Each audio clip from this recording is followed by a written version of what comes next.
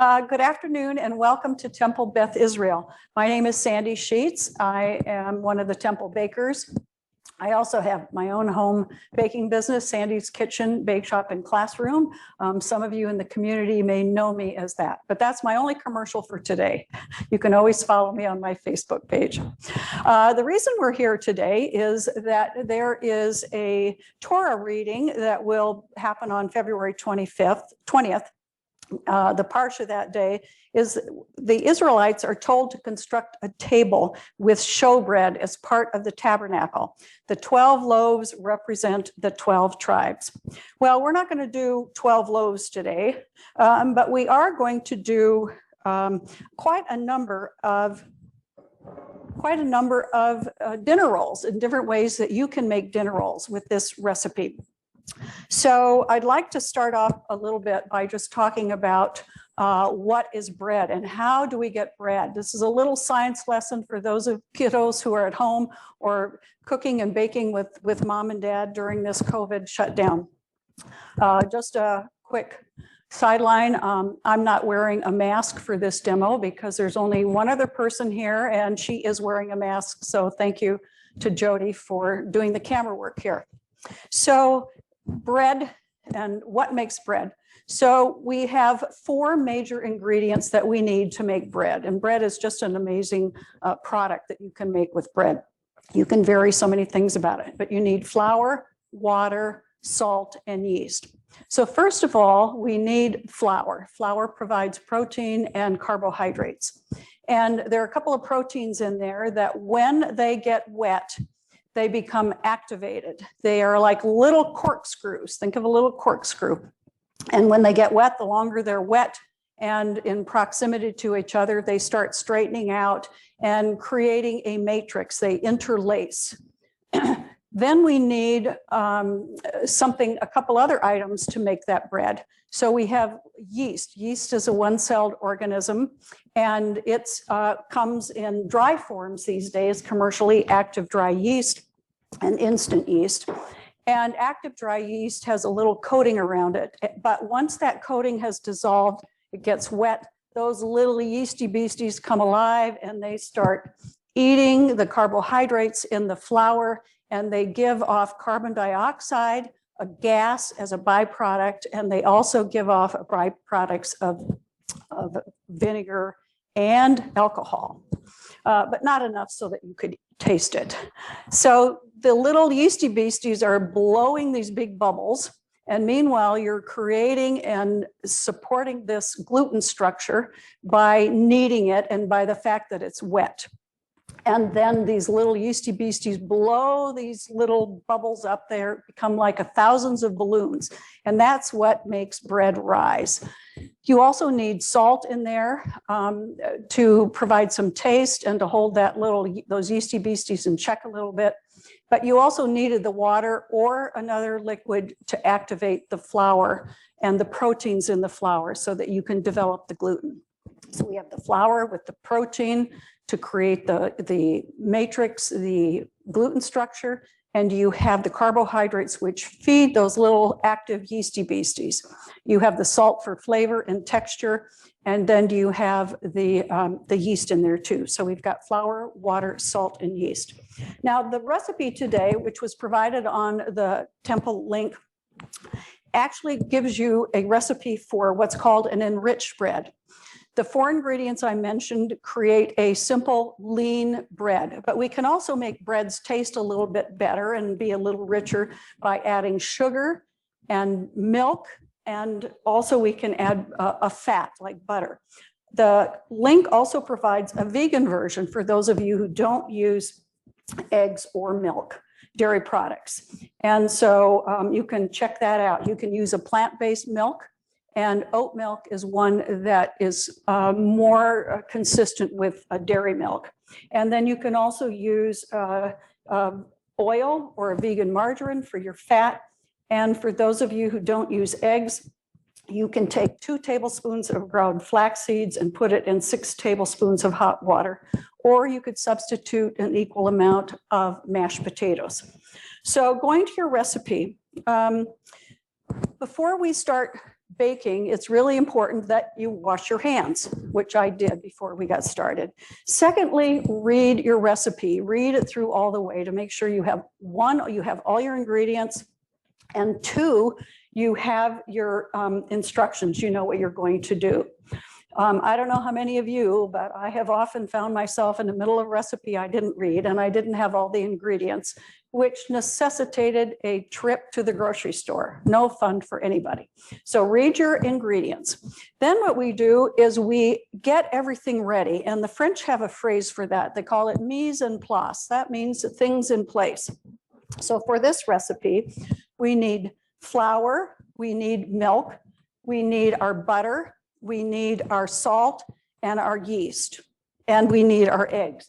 So this recipe has you heating the milk first. You heat the milk, and you don't always have to heat your milk, but it can break down some of the proteins in there that might inhibit the gluten development, which you want. You need that gluten, that stretchy structure, those bubbles, so that you can blow up those big balloons. So we don't want that to be hotter than 115 degrees, or it will kill the yeast. So I've already preheated the milk and put the butter in there to cool it down, and a half a cup of water. So that's the recipe. And I'm going to show you how to make this in a mixing bowl and with a stand mixer. Now, you could make this at home in a bowl, and you could make it by hand, but we won't have time today to demonstrate that technique. So I have this in a bowl, and I'm going to start by adding my yeast, which I have pre-measured. If you buy your yeast in those little packets, you need 1 packet. I recommend active dry yeast. The instant yeast is nice if you don't want to fuss with hot water and dissolving the little coating, that little jacket that protects the yeast in your active dry yeast. So I'm going to put that in there. I'm just going to stir it up a little bit to get it wet, because I want that little jacket to be dissolved so that those yeasty beasties can start waking up, getting busy, and doing their job, blowing bubbles. I'm going to put my sugar in there and give that a minute to get started. Meanwhile, I have prepared my flour. I'm going to need about 4.5 to 5 cups of flour for this recipe.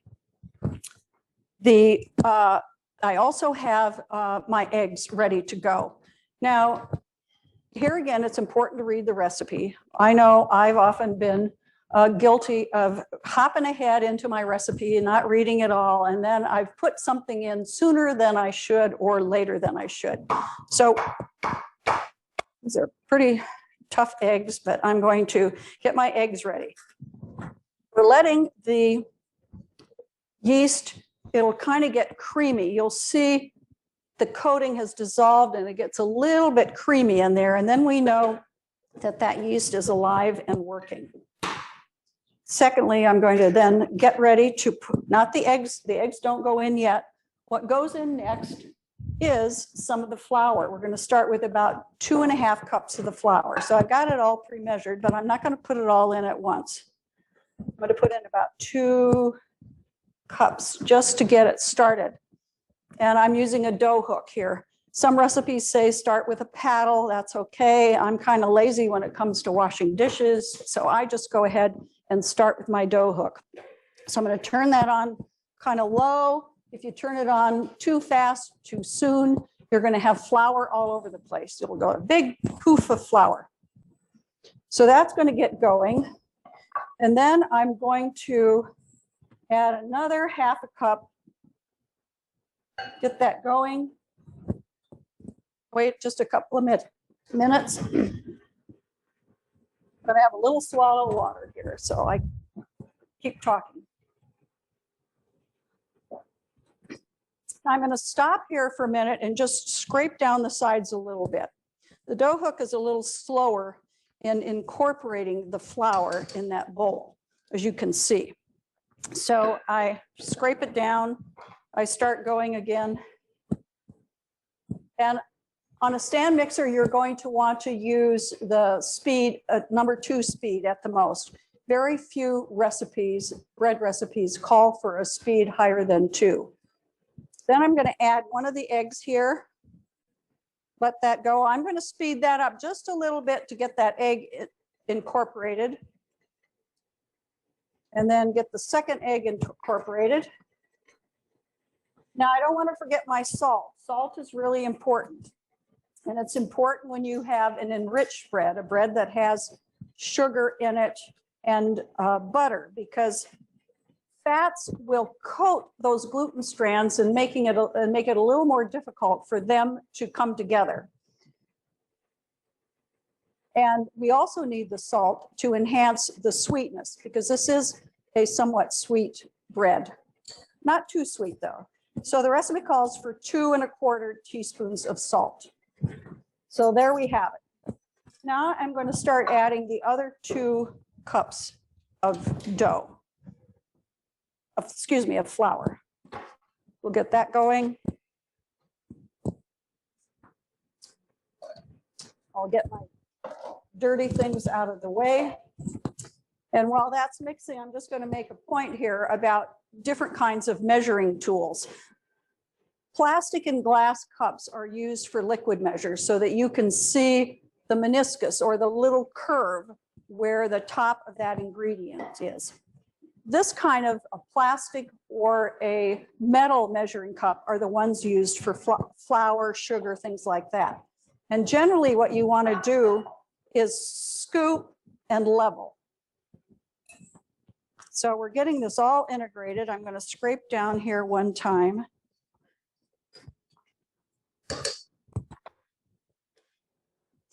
And I'm going to start adding another little bit of flour.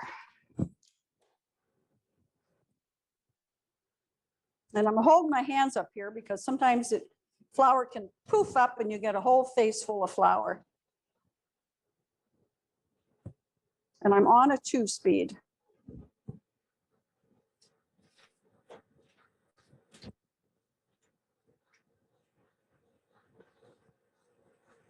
I want to show you what that dough is starting to look like. Now, Jody, if you can see that a little bit, it's starting to come together in a bowl. That's what we want.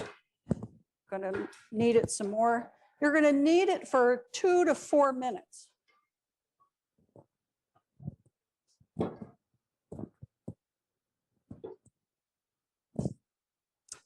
Now it's starting to come together. At the same time, it's sticking to the bottom of the bowl. So I'm going to start adding that about the 4th cup. There you can see I've got a little bit too much up and I'm getting a little flour bath here.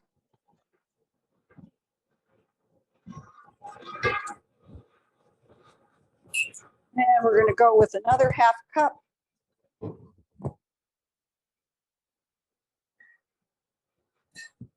Now I'm going to stop and check it to see how the dough is coming along. It should be somewhat sticky, but not so sticky. It's not sticking to my hands too much. So I think we're almost there. Give it just a tiny bit more. And I think we're good. Now I didn't mention what kind of flour I use. While that's mixing, I'll just reference that. I use all-purpose flour, unbleached.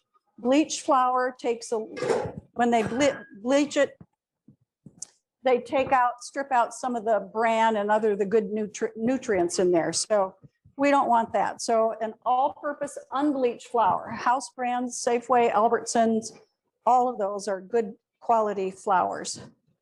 Okay, I think we got a good ball of dough. You can see it's all around my dough hook at this point, which is where we want it to be. Now I'm going to show you how to knead dough.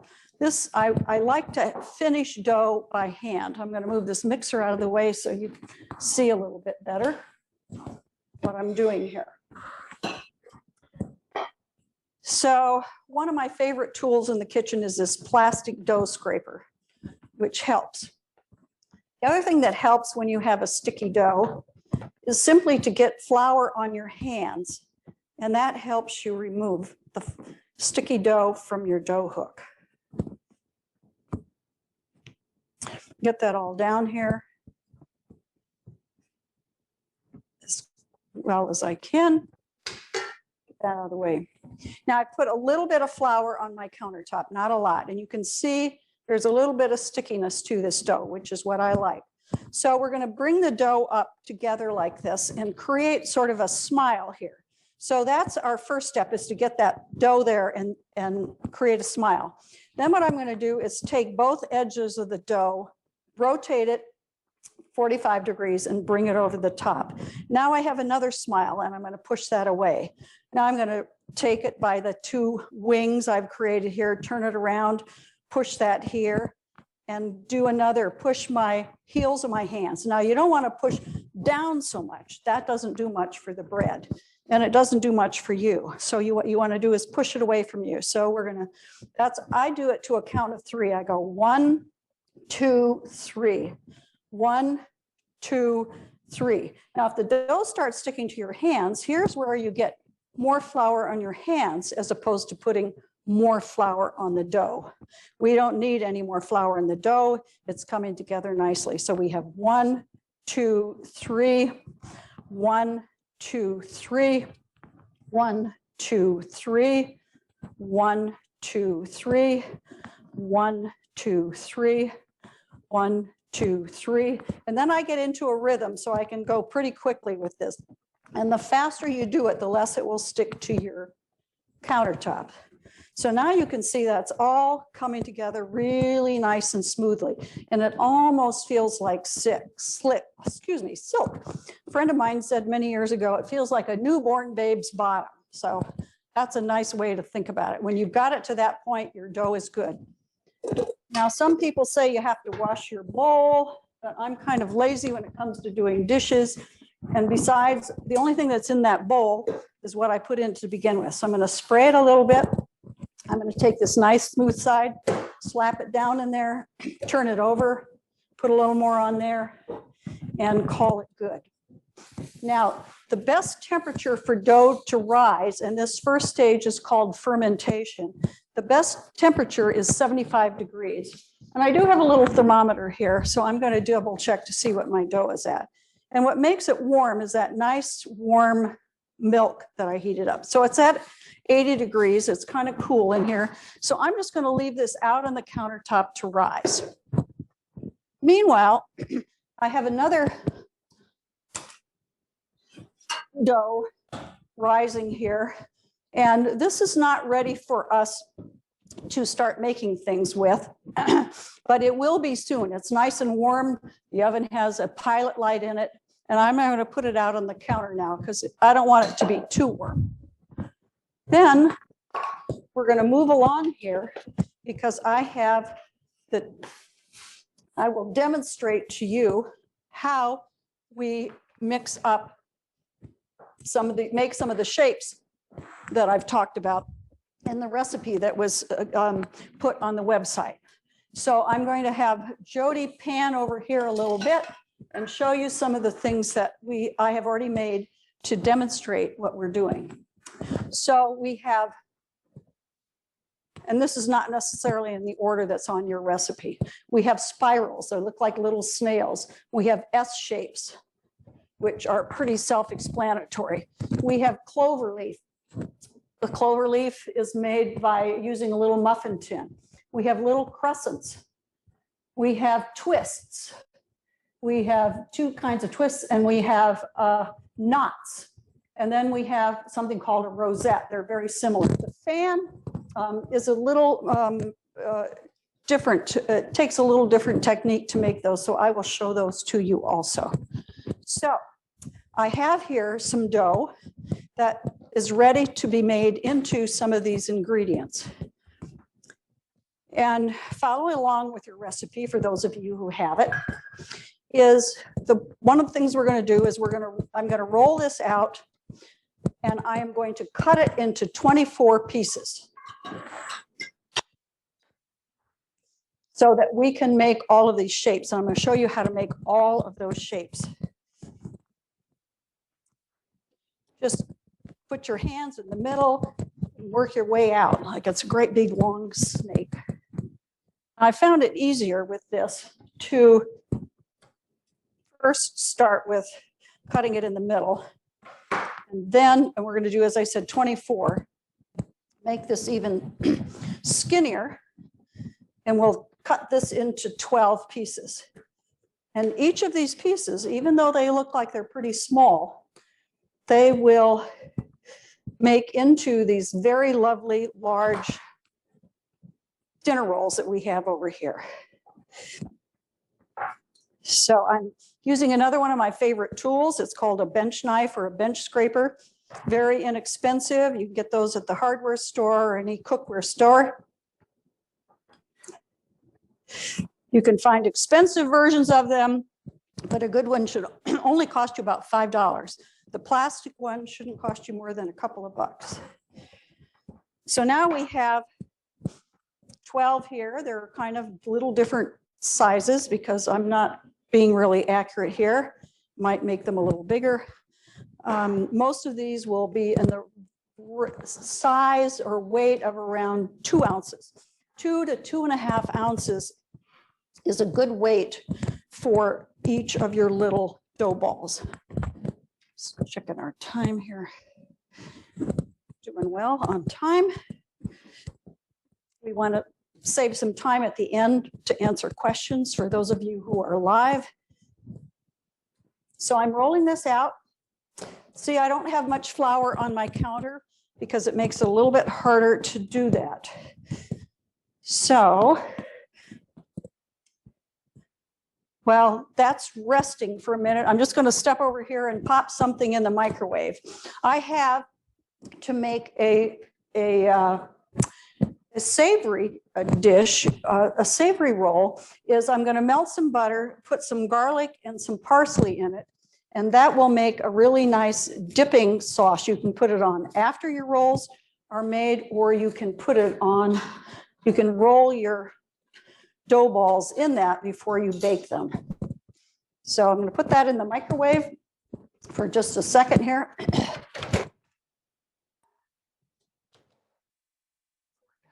$30 seconds. Hopefully it won't blow up. Butter will do that. I'm going to cut these into, again, another 12 pieces.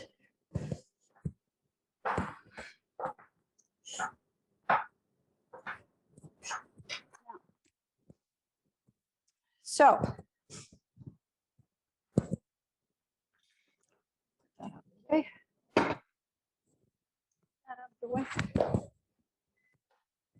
And now we can start by making our little clover leaf. I'm using just a muffin tin. And you can do this, you can do a couple things here. One, you can simply make round buns.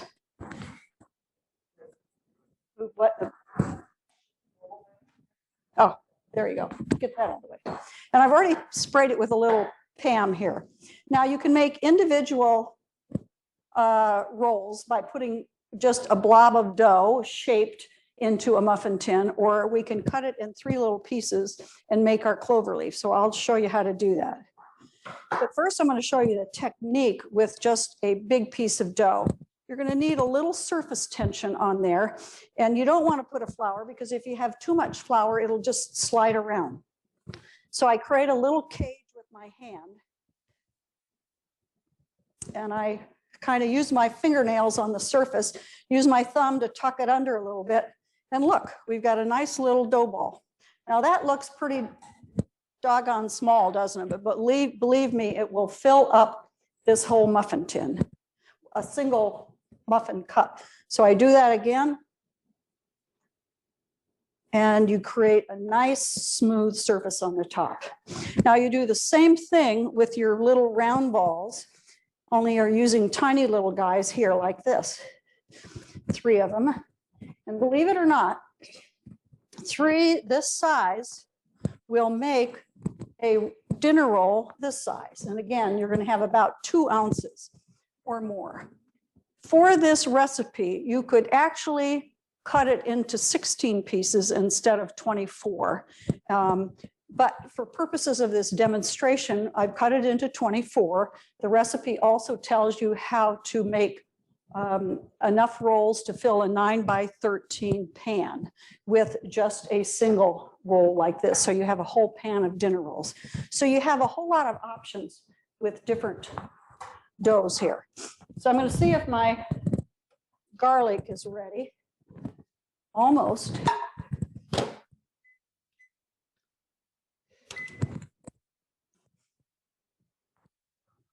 So I'm going to do a couple more with 3 just to show you.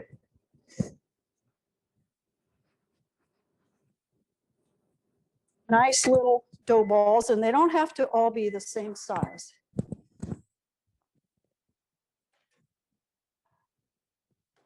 So now we have some nice garlic butter. And we can make some really tasty items here with this. Spoon here to stir this up. I pre-cut little parsley, put that in there. So this is the way you make it savory. So you can take this same dough ball and actually roll it in here and put that in that. And you have a very nice, flavorful kind of dinner roll. I'm going to do it with these 3 little guys. You could also make these sweet by making a butter liquid, melt some butter, and then you can roll it in cinnamon and sugar and have a wonderful little sweet item. Okay, so that's how you do that. I've shown you how to make just a single roll as well as your little clover leaf. So now I'm going to move on to showing you how to make some of the other items. So with the same piece of dough you have, in order to make a spiral or an S shape, you're going to roll it out with 2 hands to about 10 inches. And an S shape is really quite easy. We all know what an S is. You take your S and you tuck it so both of the tails are in. You want to give it a little bit of space because it's going to rise. Remember, we've got those gluten strands in there that have created those thousands of little balloons, and those yeasty beasties are in there doing their job, blowing up those bubbles. So this one's a little bit smaller, but that's okay. We're going to make the little S here. Sometimes I make it on the counter and then carefully lift it and place it over here on my sheet. We'll do 1 more of those. And we'll have 3 nice little S's.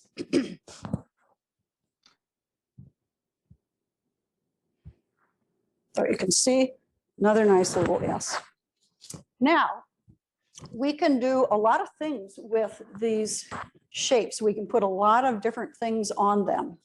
And before we would do that, though, we would put a little egg wash on there. So the way you do an egg wash is you take 1 egg, add a teaspoon of water, and a little sprinkle of salt. And the salt just helps to break up the egg, the protein in the egg. And you can see in the ones that I have over here, I have some sesame seeds, which I've used. Sprinkle those on. I have everything but the bagel seasoning. You can get that at Trader Joe's. I have poppy seeds, everybody's favorite. Put some of those on. Or you can use a Malden salt on those. So we now have S's. So let's see how we can do our knots. Knots are a fun little thing to do. Again, roll your little dough ball out to about 10 inches. And now what you're going to do is you're going to make a loop. So you make a little loop like that.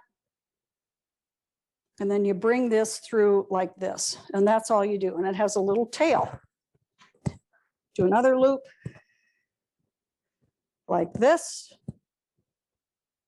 And then you bring your little loop in there and you get a little tail. So you can see those over here. And I've sprinkled something on those. Now a twist. For the twist, you're also going to roll these out to about 10 inches. And again, these may look pretty small, but that's how small they were when I made them at home to make these others so that you can see what they're like.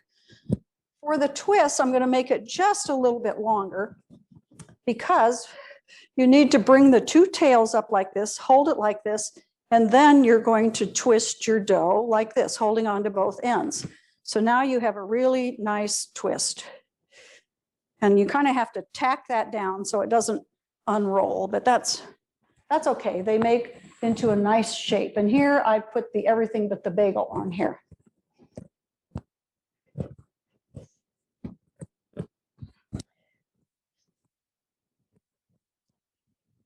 We'll do one more twist.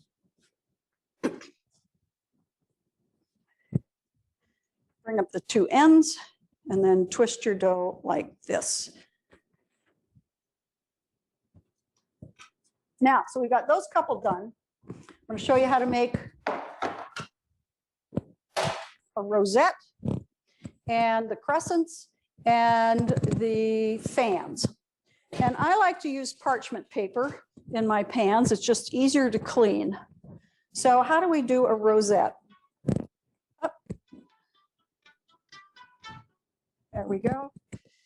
Got about 5 minutes, so we're going to have time for some questions.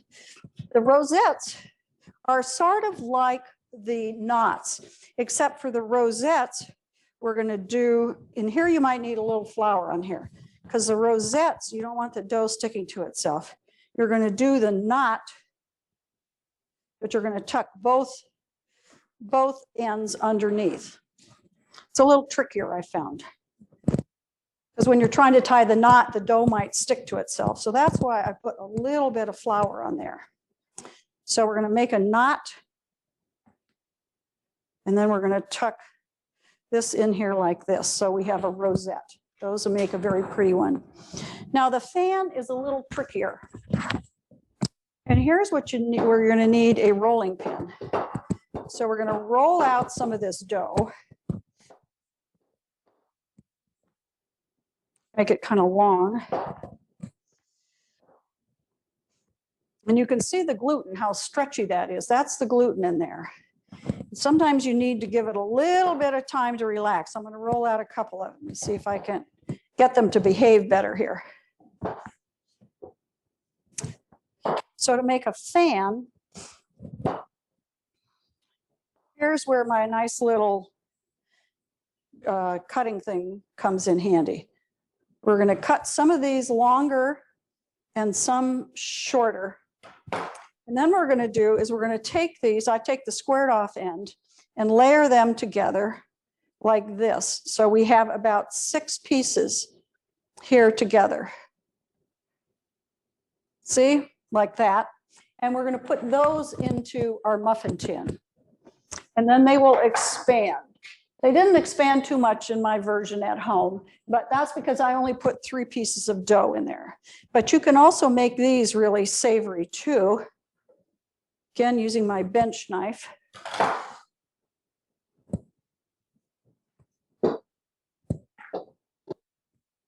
Roll those out a little bit more, see if we can get a little more length out of them.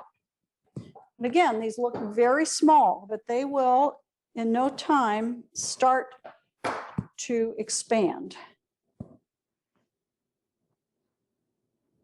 So I've just stacked them. And here you could have dipped them in this nice little butter, parsley, garlic mixture too.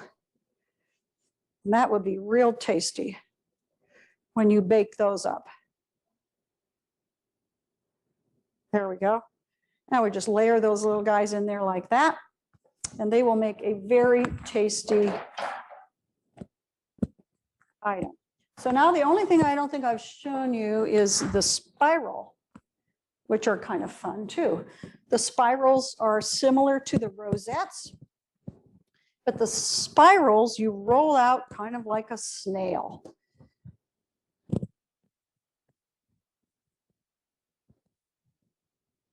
So this is a slightly bigger piece of dough. You just start in the middle. Don't roll it too tightly because it's going to expand. And then you tuck the end underneath like that. That's all you have to do to make a spiral. So let's see now. Have I covered all of the items here? Awesome. Clover leaf. We've done the clover leaf. We've done a regular roll, dinner roll. We've done the twists here, these nice big twists here. We've done the rosettes. We've done the knots. Here's your knot. We've done the crescents. Oh, we haven't done the crescents yet. And we've done our S's. So the crescents, you actually need a bigger piece of dough to do the crescents, because what you want to do is roll out a large circle. And you're going to roll it out like you have a piece of pizza dough. These are going to be kind of small just because I'm not rolling a really huge batch out. But you're going to cut these into wedges, like a slice of pizza or a piece of pie. These are really small, but just for demonstration purposes. So we have our little crescent here, and what you're going to do is roll it up from the bottom and tuck the tail underneath. So these are really baby ones, and again, you'd want to make these much, much bigger in order to do a true crescent. But you're going to roll them up from the bottom and tuck your little tail underneath like that. And that's how you make your crescents. So I think we've covered all of those. So on your recipe sheet, I also gave you a recipe so you can make your own everything dinner rolls, your everything but the bagel seasoning, how to do that. And I've also shown you the how to make garlic and butter and so forth. So I'm going to show you one more thing, not with a very large piece of dough, but this would be how you could make some cinnamon rolls. You would take the whole batch of dough to make the cinnamon rolls, and you roll it out into a big rectangle, much bigger than this. This is just a baby guy for demonstration purposes.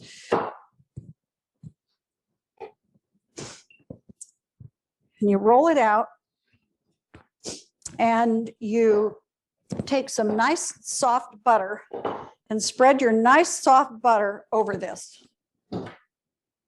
So it's a much bigger roll. You spread butter over it, and then you sprinkle it with a cinnamon and sugar, brown sugar and cinnamon mixture. Had we had more time, I would have made you some too.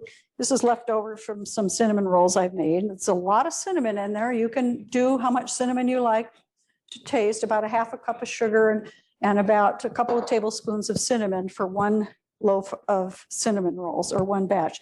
Then you would roll it up with all that cinnamon and sugar inside.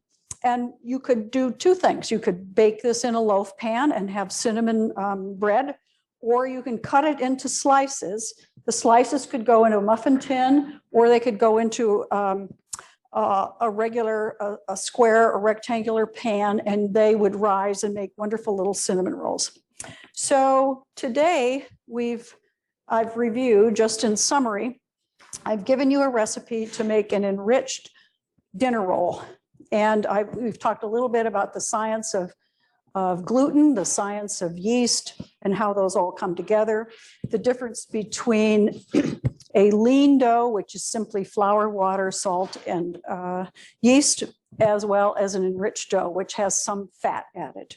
And we've had a demonstration. I've done a demonstration of how to make all these fun little shapes so you can show off your talents and have a wonderful accompaniment to your dinner.